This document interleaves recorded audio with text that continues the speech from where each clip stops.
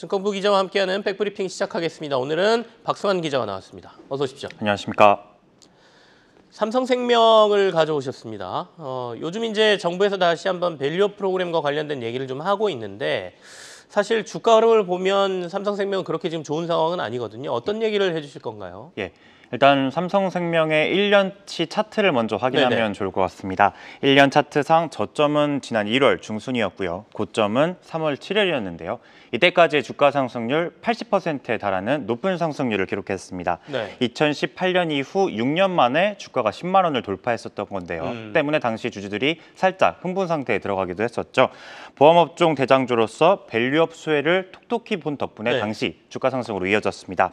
기쁨은 잠시 보시다시피 밸류업 기대가 꺾이면서 주가는 내리막세로 돌아섰습니다. 총선 전날부터 시작해 다음 2거래일 연속 매일 4에서 5% 계속해서 떨어졌었는데요. 네네. 금융투자소득세 도입이 가까운 점도 부담을 더했고요. 하지만 최근 주가가 이처럼 튕겨오르면서 변곡점에 도달했다는 게 아니냐는 이야기가 나오고 있습니다. 지금이 변곡점이 아니냐, 주가적인 측면에서. 이게 이제 금감원장이 야당 쪽에 금투세 유예를 좀 다시 한번 고려해달라라는 얘기를 한 게 좀 영향을 준 건지도 좀 고민스럽고요.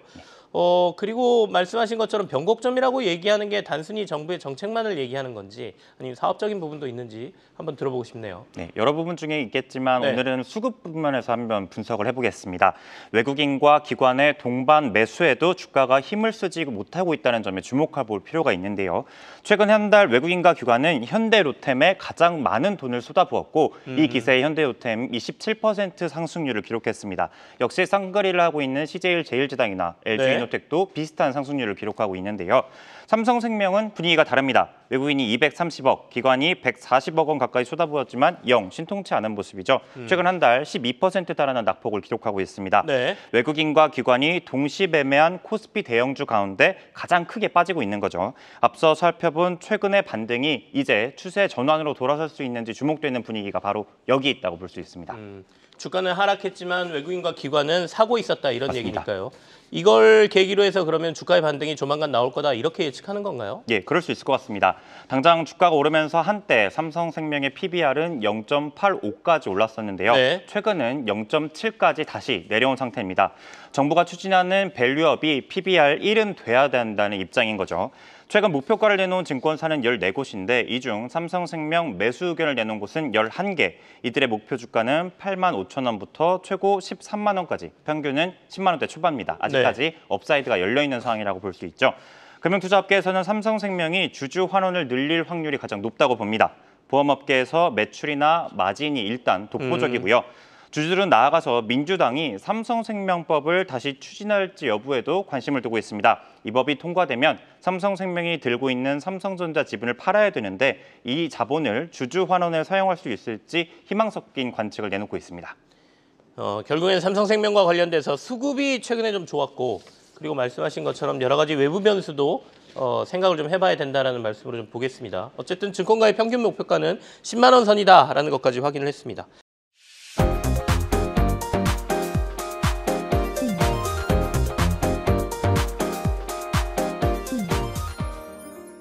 자, 그럼 두 번째는 에코프로를 좀 보죠. 액면 분할을 마치고 이제 거래가 시작됐지 않습니까? 오늘은 어떻습니까? 거래 상황이? 일단 거래 시작은 300원 오르면서 네. 거래를 시작하고 있습니다. 이후 약보합에서 거래를 이어가고 있는데요.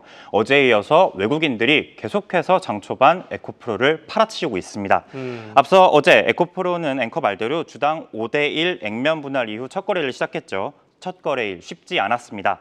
거래 초반까지만 해도 11% 넘게 급등하면서 힘을 쓰나 싶었지만요. 매도 주문이 차곡차곡 쌓으면서 오후 2시께는 상승분을 전부 내줬습니다.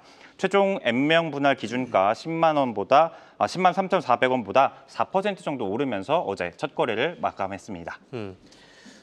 이제 액면 분할 때문에 거래 정지가 좀 돼 있었지 않습니까? 그 안에 일어났던 이슈를 이제 소화하는 과정이 좀 필요할 것 같긴 한데 어떻게 보이십니까? 그래도 개인 투자자들 에코프로에 대한 애정은 여전하지 않습니까? 맞습니다. 어제 거래에서도 개인들은 에코프로 주식 65만 주, 금액으로 따지면 720억 원 넘게 순매수했습니다. 네. 코스닥 전체 업종 1위를 기록했는데요. 2위 에코프로 BM 190억 원과 비교하면 4배 가깝게 사들인 수준입니다. 개인 투자자들의 에코프로만 샀다고 해도 과언이 아닌 이유가 바로 여기인 거죠. 네. 평균 매수 단가는 어제 11만 1천 원 초반이었는데 오늘 주가가 이보다 살짝 아래를 밑돌고 있습니다. 반대로 외국인과 기관 투자자는 에코프로를 집중적으로 매도했습니다. 각각 코스닥 매도 종목 1위와 2위를 기록했는데요. 실제로 외국인과 기관은 최근 포스코 퓨처엠이나 LG에너지솔루션 등 2차 전지주 전반을 팔고 있죠. 그간의 비중 조정분이 한꺼번에 어제 쏟아졌다는 이유가 바로 여기서 나오고 있습니다.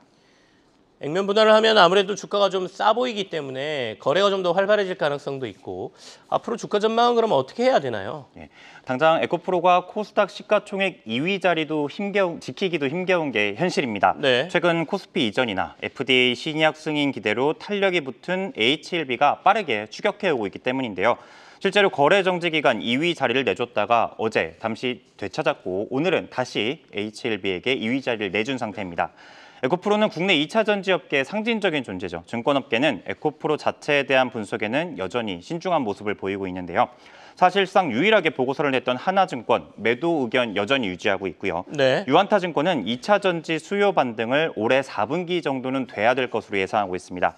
오는 11월 미국 대선 경과를 보고 대표적인 고객사인 GM이나 테슬라의 수요가 어떻게 변하는지에 따라서 실적이나 주가에도 유의미한 변화가 올 거라는 전망입니다. 경기는 올 하반기쯤 돼야 전방 산업이라든지 여러 가지 분위기는 좋아질 것 같다 이런 말씀이네요. 최근에 이제 다시 거래를 시작한 에코프로까지 오늘 살펴봤습니다. 증권부의 박성환 기자와 함께했습니다. 고맙습니다. 감사합니다.